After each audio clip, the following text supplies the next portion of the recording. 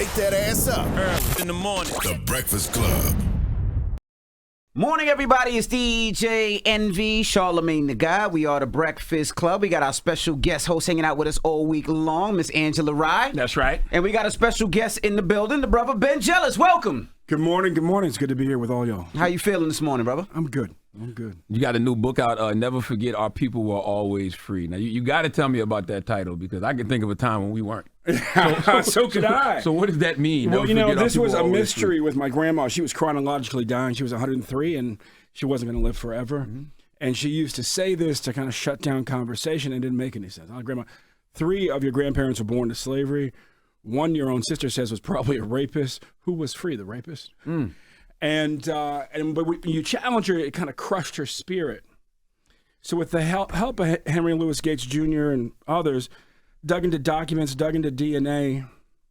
Well, it turns out that this was something that was echoed down the maternal line. I heard my sister say it, my mom say it, my grandma. My grandma heard her mom, her grandma, her great-grandma all say the same thing. You go down that maternal line, you end up with a pirate woman from Madagascar. Only 17 slave ships ever came to the U.S. from Madagascar. 16 out of 17 piloted by known European pirates. Mm. The historian's theory is pretty simple. The European pirates, the Madagascar pirates, you have to understand, Madagascar was founded by Polynesians who then took boats over to East Africa and brought East Africans back over to the island. That island was like the Galapagos. Like no people had been on it. And that's why all the wild cartoon characters, right? And so they married the 2 populations, but the Polynesians were pirates when they showed up, and many of their descendants are pirates to this day. Mm. So the historians say basically there was a war between the Malagasy or the Madagascar pirates and the European pirates for more than a century. When the European pirates would win, they would occasionally enslave the able-bodied people. 9 of those ships, only 17 ever came to the U.S. 9 went to Virginia. 8 came to New York. It blew my mind. Mm-hmm. Because what else would a pirate woman say to her children and grandchildren born into slavery? But never forget our people were always free.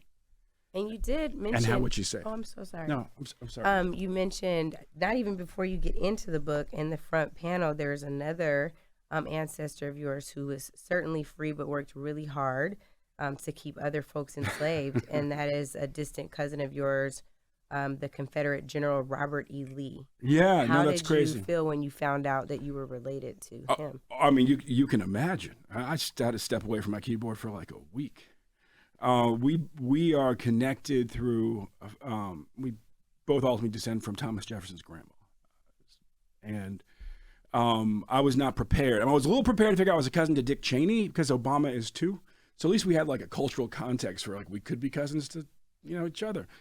But I mean, I was with a very conservative guy at Westmore's inauguration yesterday, and he was like, "Man, I wouldn't want to be cousins to Robert E. Lee. I thought he would celebrate it, knowing this guy's politics." Wow! So you can imagine what it was like for one of us. I was just like, "Whoa!" Why is it so important to know your lineage, to know your history? Why is that so important? Well, one of the things I figured out was that the generation of the Civil War understood how connected they were in lots of cases.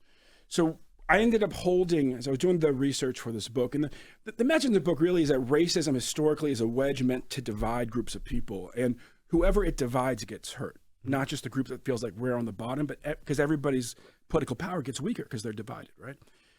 But you go back to the Civil War, my grandmother's grandfather walks out of his owner's house at the very end, at the end of the Battle of Appomattox, Lee's surrender to Grant, and he knows his owner is his uncle. And the owner understands that too on some level because he only has one paragraph in his will mentioning one of the enslaved people that he owned, and that is this man's father. It's my grandmother's great-grandfather, and he spends the entire paragraph trying to protect him. And I'm sitting at the gates, and I'm like, why is he trying to protect him? He said, because he understands this is his 6-year older brother, and he's dying. And he understands the possibilities for the hell that could be unleashed on him. And while he doesn't have the courage to free him, he also doesn't want the moral responsibility for casting him deeper into the pit of hell. Mm. And so that at least I think explains some of the hubris from my grandmother's grandfather. Because imagine you step out of slavery, you're 17 years old, and you've been denied everything the slaves were denied. But 17 years later, you're leading a political party. He was the leader of the Black Republicans in Virginia. What gives you that hubris? Well, part of it has to be understanding that you share blood with Robert E. Lee, which his owner would have been very proud of, and they were pretty close, if you will, on the family tree. And so he, Edward David Bland, my grandmother's grandfather, runs against a white Bland, a guy that he knows is like a Bland. Down south, family really really means blood, especially when you're lightly complected and you're black. You know what I'm saying? Like those are my white cousins. And he ran against one of them. He beat him. That's a crazy name for a white person. Bland. Because that's not a food season. But it does explain why my mom might marry a guy named Jealous. Yeah. It's like Bland is worse. Yo, how did you get? This is not easy information to get. It's not. So how did you go about getting this information? This is not Googleable stuff. This is some of it is really. Some of it is. If you can find a way to like one of the founding families of Virginia or Massachusetts, you can just Google descendants of. And that's like how I figured out Dick Cheney, for instance. Some of it, though, is just straight, DNA. Mm-hmm. And it, but also a lot of us know, I know civil rights leaders who know they're cousins to Al Sharpton. I know civil rights leaders who know they're cousins to John McCain. Because the elders knew who was who and who was connected, And, gotcha. Yeah, and so it's that combination of being blessed to have a grandmother who lived till she was 105, who told all of her stories, and be the grandbaby that was attached to her apron string. And then friends like Skip, who can, like Henry Louis Gates Jr. at Harvard, who can help with DNA, and just like a whole lot of curiosity. I want to go back to the title for a second, because, I know you said something your grandmother used to say, so you're paying homage to her in a lot of ways. Do you believe the title, though? Do you believe it? Well, now I know there was a time when it made sense. That when the first generation came over, how would a pirate, first of all, what else would a pirate woman say, right, to her children? Never forget our people were always free. It would have been a point of pride. And how would she say it? She would say it as incitement to insurrection. At least, the low-key way of, well, if these children understand it was their history, then they will understand it must be their destiny, and they'll make their own decisions, but they'll get to the right conclusion.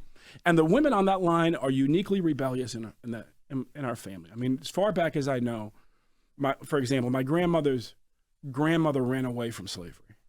My grandmother's mother was the fairest person in the family, the lightest skinned person in the family, and she went into the white clerk's office and with a straight spine and just said, give me that desk in the back. I'm going to write birth certificates for the black babies. Nobody will ask who I am because everybody assumed that she was white.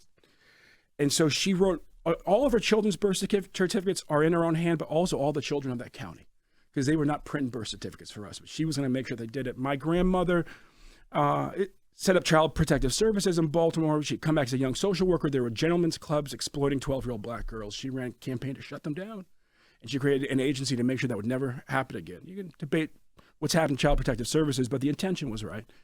And she trained a young social worker named Barbara McCulsey, who went on to be a U.S. Senator. And so, that's, you got to ask yourself, where does that come from? And saying that had to put steel in the spine of that pirate who was coping with slavery for the first time, and it put steel on the spine of all those women, even when they forgot where they were from, even when they forgot what it meant. They kept saying it like an article of faith. And, it's not that different from her cousin Thomas Jefferson saying all men are created equal with certain rights. Among these are life, liberty, and the pursuit of happiness. In the context of a monarchy where the king says, no, y'all are my property, right? It's a similar type of logic. Yeah, because you're not. You can say all men are created equal, but you're not looking at the people. You're not looking at the people you keep as property as men are women. You know what I mean? No, property. No, that's exactly right. So I think it's fascinating that you're taking this approach to racism, which I think we saw on display with our last president, certainly with the insurrection. But it's funny, or at least ironic, because in 2008, I know you remember, Ben, they said that we had reached a period in America where we were post-racial. And you and I both had doubts about that back then. I think I still have doubts about that now. Yes. But some people got caught up for at least a second. Yeah, I definitely did. Never. But you have a chapter in here about beyond black and white. Is post-racial something that you're aspiring to, given the blends that you're talking about with the lineage that you have, or are you saying that it really will take appreciation? We know critical race theory, for example, we work through the constructs of color blindness and why that's problematic, why Ron DeSantis wants to keep it out the classrooms. But what are you trying to aspire to beyond black and white? What does it look like to fully appreciate race and not be colorblind? What I want people to get from the book is the intention is to divide us and to disempower us by doing so. And the way that we create more power for families that are trapped at the bottom. The most painful number, if you will, in 2008 was 48%. 48% of the black community was in poverty when King was assassinated. 48% of the black community was in poverty when Obama was inaugurated. I was leading the NAACP, and you know what they call it in the hood, the National Association of Advancement of Certain People. That's real. And there's truth in that. Because 48% of us have been stuck at the bottom. And that's my mom grew up in McCullough Homes Housing Project. If it doesn't ring a bell, it's the low rises and the wire. That's where my mom grew up, first half of her childhood. And lots of my family is like 2 inches out of that, literally in West Baltimore and figuratively in every way. And I'm at 13 second cousins running for governor in West Baltimore. You know what I'm saying?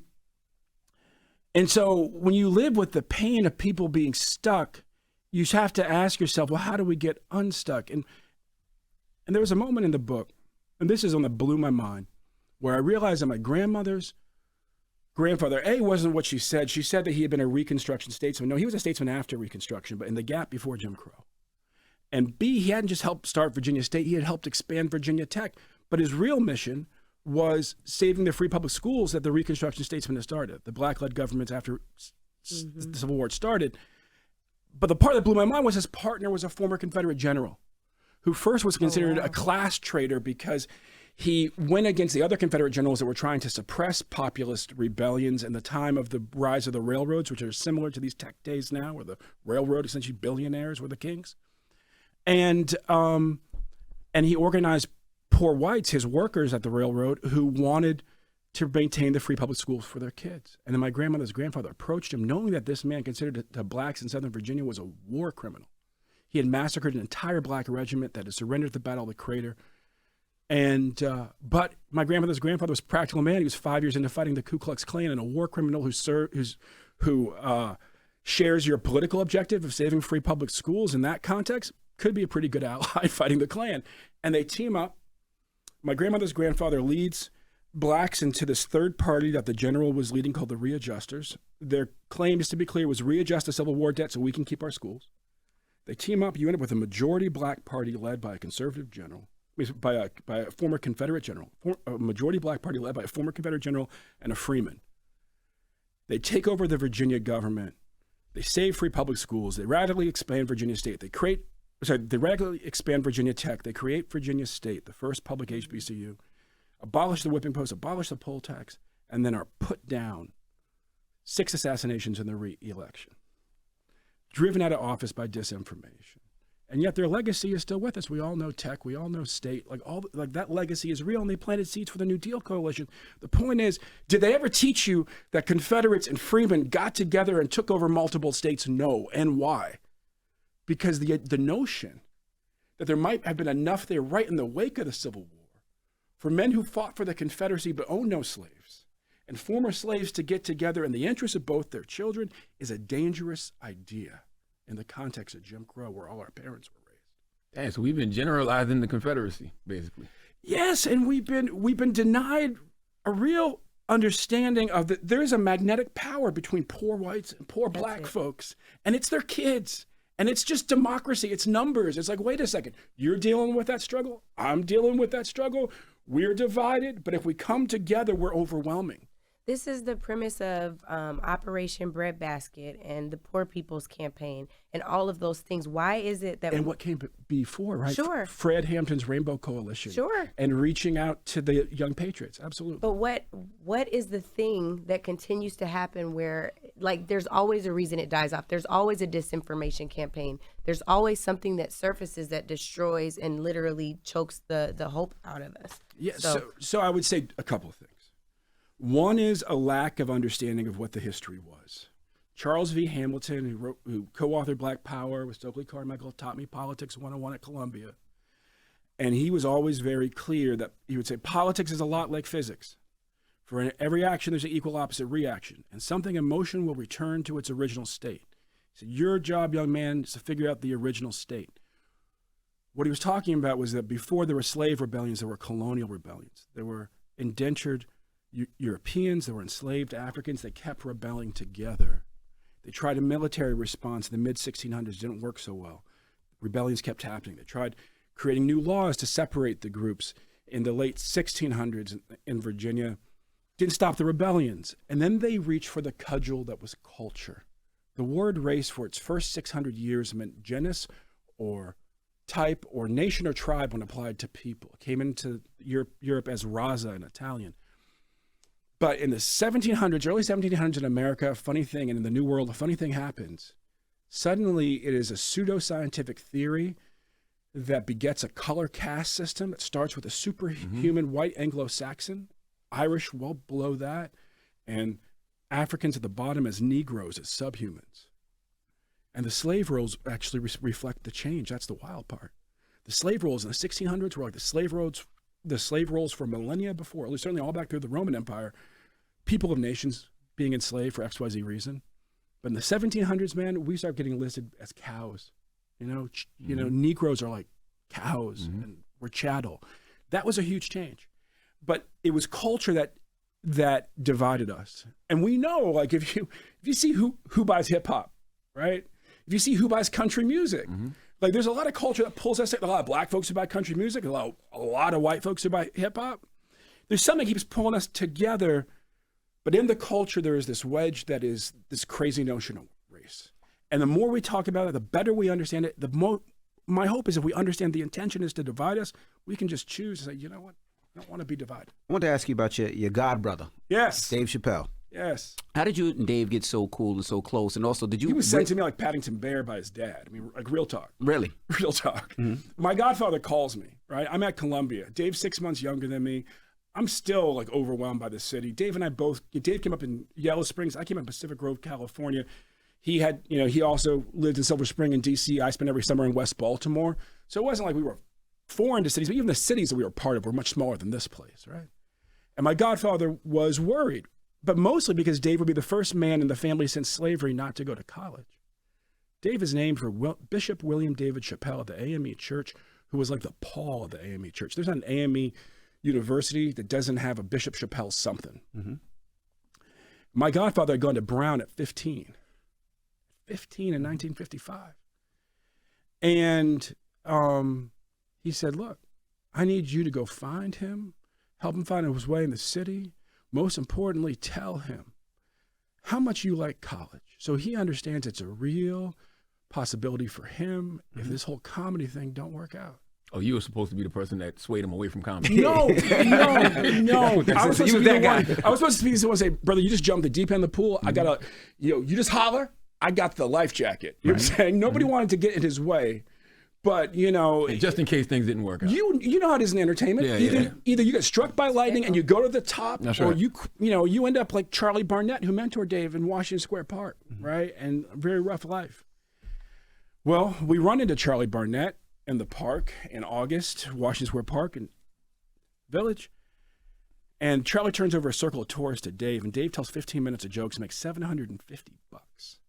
And we're sitting at the old coffee shop, like where like Maxwell was the bartender down in Union Square, stacking money on the table in the summer of '91, hoping that the cops might come over and take an interest because, I'm always taken for Puerto Rican in the city, and he's always, Dave looks like a brother. And we're counting, that the cops might take an interest in. They've done it to us many times. and we're counting 1, 5, 10s, and 20s on a table and stacking them up because we were broke. And we were so excited we could order whatever we wanted. And I called my godfather. I said, look, I talked to Dave about college. I also saw him make $750 in a park in 15 minutes doing something that was highly legal. I'm pretty sure it's going to be okay. Did you buy him a gun? I bought the gun. I trained him to shoot it. It was New Year's Eve. It was 1999. It was that party that Prince had told us to all look forward to, right? We're going to party like it's 1999. But it was the eve of Y2K, and America was slowly losing its mind. And so I showed up ready to party. I had a crazy experience at the airport and was just happy to, and it was me. It was Dave's best friend from childhood, Marcus, who has dreads down like to his ankles. He makes T-shirts here in the city. Dave's brother, my other god brother, Yusuf, who's in traditional Islamic garb. And that's just us, and we're just hanging, and we're going to have a good time. And Dave's just got his first house, and he's doing the checklist. And he's like, brother didn't buy me a gun. I was like, Dave, newsflash, brother can't buy you a gun. You got to buy the gun. And he's like, right. He's like, come on, boys, we're going to Kmart. Well, this Kmart wasn't any Kmart. Kmart was right across from the Walmart where Johnny Crawford, 20 years in the future, would be shot through and through for buying a BB gun. Mm-hmm. Like, this is a very conservative area. And so I had confronted Dave and said, why do you need the gun? And he said, Ben, it ain't just the end of the year, the end of the decade, the end of the century, it's the end of a millennium. And well, these conservative preachers out here have been preaching that tomorrow is the apocalypse, and they describe it as a race war. I was like, man, there's a 99% chance those fools are wrong. And he said, yeah, but there's a 1% chance that they're right. Like, wouldn't you feel better if we had a gun? And I was like, man, you don't know how to shoot a gun. He's like, but you do, and you're going to train everybody tonight. So it sounds like a skit. They sound like they was planning a slave revolt. We leaving tonight. We ride tonight. And we've told this story in public before, and so we hop in Dave's big old Lexus and we roll over to the Kmart, and there's a lady at the front door, and she doesn't see us the way that we see it. Like, we're this great rainbow of like black masculinity. She sees us. It's pretty clear as the 4 horsemen of the apocalypse showing up, like just before. And imagine what they was telling each other. Like, think about what Dave was telling you. Like, I'm telling you, they planning something. Here's 4 black Negroes right now. Exactly. Yes, they want guns. But, one is an Orthodox Muslim and one is an Orthodox Rastafarian. You know what I'm saying? And one, looks like an urban brother on the TV, and the other one, Puerto Rican. You can be Puerto Rican or Dominican. Arab or whatever they want to project on you, right? You're just that. Whatever they're most afraid of, they decide that you're that. And she says, how may I help you, gentlemen? And Dave... There's not, Dave's not always like a walking comedian, but there are moments when he decides just tries to cut the tension with humor. And he says, ma'am, where's the gun section? That did not help. What's the gun section? Pressing the button under the Yeah, absolutely. And she's doing it with her voice. She's just like, her voice is tight, and she's like, help, help, help, needed in the gun section.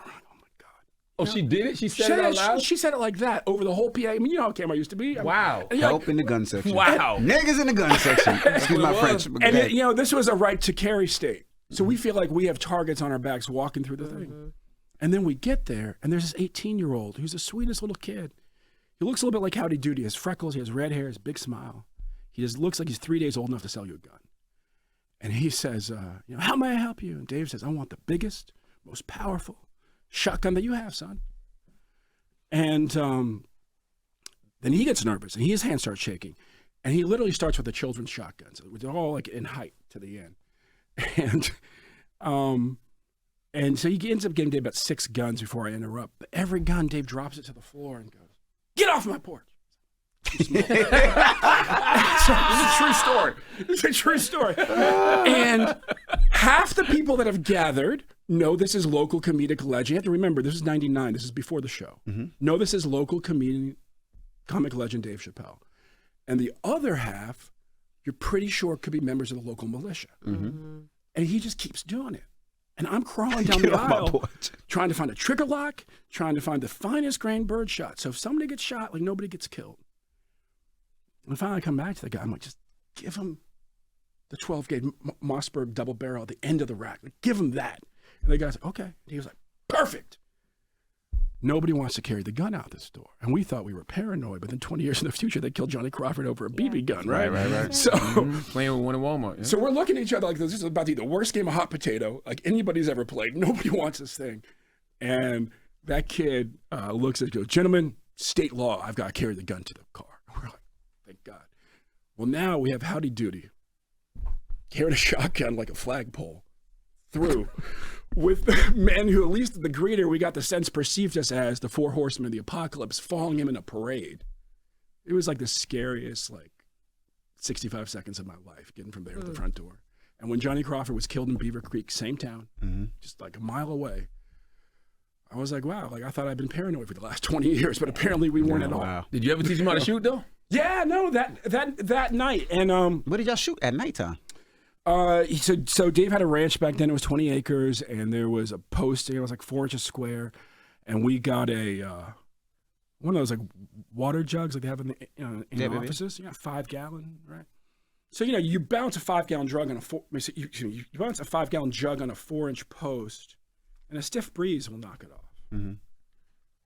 And it's, and the spray with birdshot's about the same as the jug, and you just got to overlap it like an inch, and it's going to fall up. Each one of them miss it. I think they were so afraid of not dislocating their shoulder. First time you shoot a shotgun, especially a big one, you're afraid you're going to have it like 2 inches over, and your shoulder's going to go out of the joint.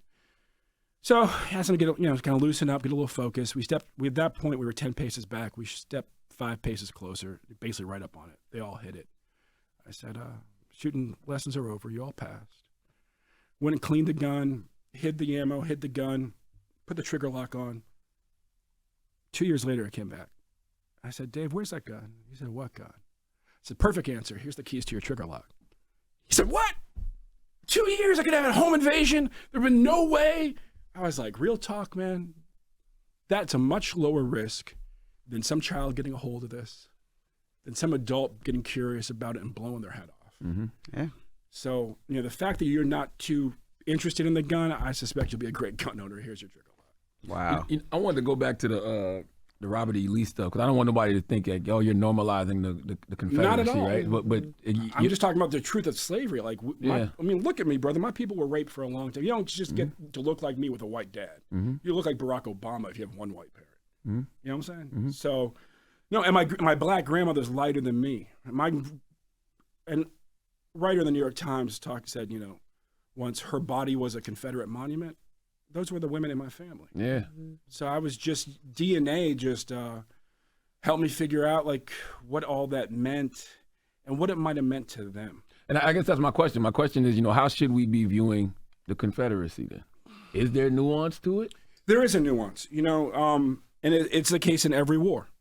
There are rich people who determine what we go to war for, and there are poor people who are essentially forced to die for it. They can be forced because they are conscripted, which happened in the Civil War. They can be forced because they got no other choice. And it appeared that the freemen in Virginia, North Carolina, other states where the readjusters were built, that many of them, however they felt, by the time they got to the late 1870s, early 1880s, that whatever had happened was less important than what they might achieve if they came together in the interest of their kids. Mm-hmm.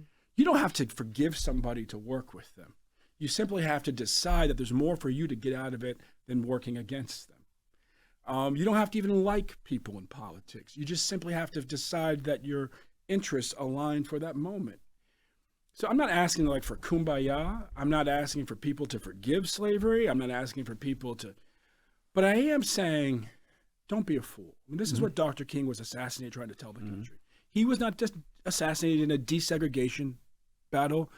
Those were happening, but that had been set in motion. No, he was assassinated in the context of building a poor people's campaign. Mm-hmm.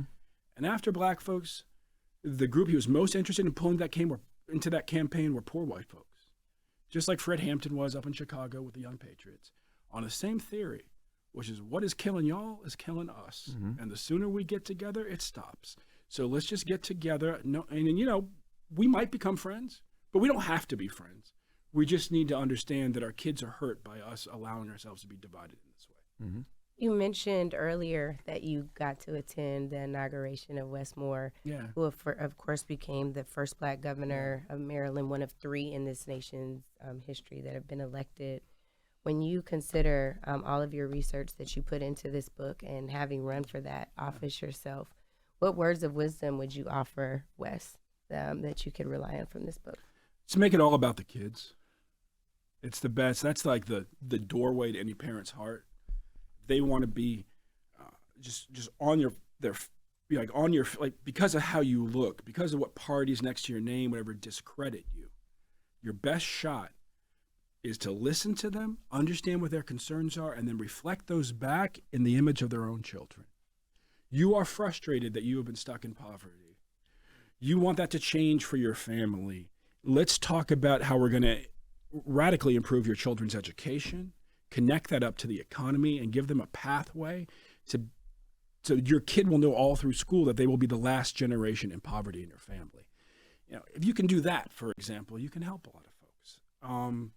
A lot of families in Maryland are struggling with addiction. Mm-hmm. Opiate addiction is still a beast. It always has been in that state. You'd be surprised how many white folks in Maryland, that is their number one concern. Mm-hmm. So, and it's their kids that they're worried about. So I think Wes, something happened that race I don't think has ever happened before.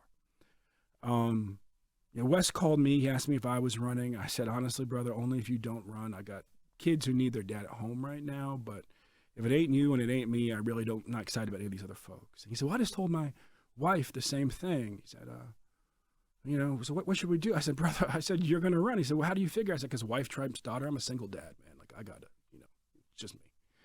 And he, when they're at, the kids are with me half the time, but I can't be distracted that half the time. And I said, okay. And then I said, but I'm going to get Anthony Brown because he supported me. I'm sure he'll support you. We had two, this is a part that's never happened before. In Maryland, we had black men win the Democratic primary the last two elections, and then we both lost our races. But we knew a lot about how to win that primary. I started off in fourth. I came in first by a lot. And so we got together in my backyard 2 years ago this month. I built a bonfire in the winter, and we talked for hours about how you win that primary. And Wes would start in fourth place like I did, and he would win by a lot like I did in the primary. I don't think we've ever had two brothers coach a third brother in how to win a gubernatorial primary that they have won before. Mm-hmm. And it's important to tell that story. There's no vanity in that story. As much as I just want our community to know, like brothers lift each other up. Mm-hmm. Unity and group operation. That's what we always talk about. We always talk about that's what we need. You know? So yeah, absolutely. Yeah. Now, I like what you said, too, because I know you've been working with Republican governors. I think my only issue with that is it always seems like, we have to work with them to get things for us, but it don't ever seem like it's reciprocated. It's never like, hey, let's go work with them to see what they need. When they do it, it's to help rich people. When they do it, it's to help rich people. And then those of us who are fighting for folks at the bottom, we don't feel so good about it. But they do go to some black leaders and try to pull them over into a majority. No, I've done that my entire life. I started off in criminal justice reform. Mm-hmm. I started off with the National Coalition to Abolish the Death Penalty. And back then, there was no hope we could ever abolish the death penalty in the state, let alone the country. And as president of NAACP, I helped abolish it in 6 states in 5 years. And so you had to find people who were true believers, and a lot of the true believers are conservative Christians. They're conservative Catholics. The doctrine of life means something. They're pro-life for the same reason that they're against the death penalty. Like they believe that this is a religious commandment for them. And a lot of folks are hypocrites on that point. Somehow they believe they can be pro-life and anti-death penalty, but a lot of folks aren't, and you have to find them one by one. And that led me to a set of conservatives. Some of them were still pro-death penalty, but at least they were pro-clemency. So when we were trying to save an individual's life, we could come to them because they believed in what Christians refer to as a right to redemption, a right to redeem yourself.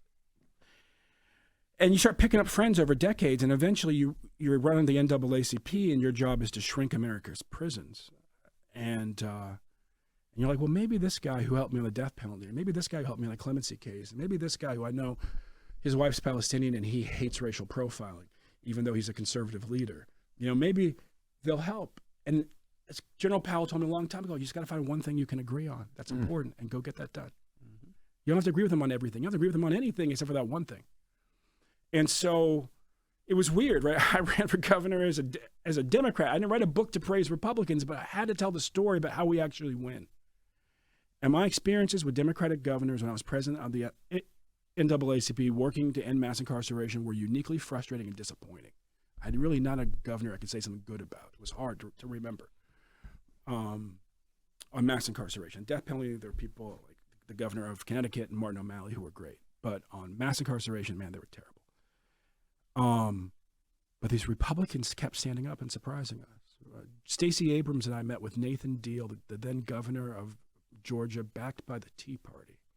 His son was a drug court judge. His conversations at home were with his son about, man, we need more rehab. We don't need to keep sending these people to prison, Dad. And he would, with Stacey, through the legislature, push the most sweeping reform of a state criminal justice system that we had seen at that point. And the NAACP and leaders in the Tea Party were pushing on the outside. And I said to Nathan Ideal, I said, what are our partnership, how would you like us to execute it? He said, please, let's not take any photos or talk about it till we win. But we won, and we got it done. And in the meantime, I was fighting him to try to save Troy Davis, and he betrayed Troy Davis, and he executed him. But honestly, the other thing that taught me there is, like, don't discount the wisdom of inmates. Troy Davis, when we were on death row talking, he was there. I mean, he was an inmate on death row. I was just visiting. He said, Ben, keep doing everything you're doing to save my life. He said, but make sure that they know my name, because this is Georgia. Like, they've written songs about executing innocent people in Georgia. It's literally a song. This is the night the lights went out in Georgia. This is the night they executed an innocent man, right? They killed an innocent man. So he said, the only way, he came from a movement family, so the only way we will ever kill the machinery of death is for people to know that they execute innocent people. That's how we made the hashtag in 2011. Kim Kardashian, Russell Simmons, a whole bunch of people helped us popularize it. It became, the hashtag Too Much Doubt in 2011 was the most popular hashtag after Beyonce is pregnant. That came from Troy Davis pushing us to figure out how to get word out. And 60 Minutes refused to come into the prison. Excuse me, the warden refused to let 60 Minutes into the prison. 60 Minutes wanted to come in. The warden would not let them in because he was afraid of the truth. And Obama had just won. And we said, well, social media worked pretty good for Obama. If we can't get 60 Minutes in, let's get it out on social media. And yeah, you know, and so, and what did that lead to? Well, Troy was executed. I'm now his nephew's uncle on death row. He said, if they execute me, you will be Dejan's uncle because you've known him since he was 3 and I've raised him on death row. Every week Dejan was there. I put Dejan through Morehouse. He's now a very successful engineer in Atlanta. But the other thing that came out of it was that Maryland abolished the death penalty, first state south of the Mason-Dixon, and later Virginia would because Maryland had normalized it south of the Mason-Dixon. In a year when nobody thought that could happen. But public outrage over Troy's execution was so high, in part because of our activism on social media, that we were able to get it done. And we also were able to abolish it in Connecticut when there was a high-profile murder trial for somebody killing an heiress in cold blood. And, you know, when you kill, like, a local socialite celebrity, nobody wants to have a debate about ending the death penalty, but we were able to do it, too. It was Troy's wisdom. So, you know, and a lot of this book, whether it's the women in my family, whether it's an inmate, Troy, a lot of it is about the wisdom of you know, people that other people tend to discount for one reason, their gender, their station in the prison. And that's the thing I think that's sort of most important is that, and as black folks, there's actually we have a strong pragmatism streak. Like, we're all for the ideal, but at some point it has to add up to some real change. That's right. Or it's just a fantasy we keep talking That's about. right.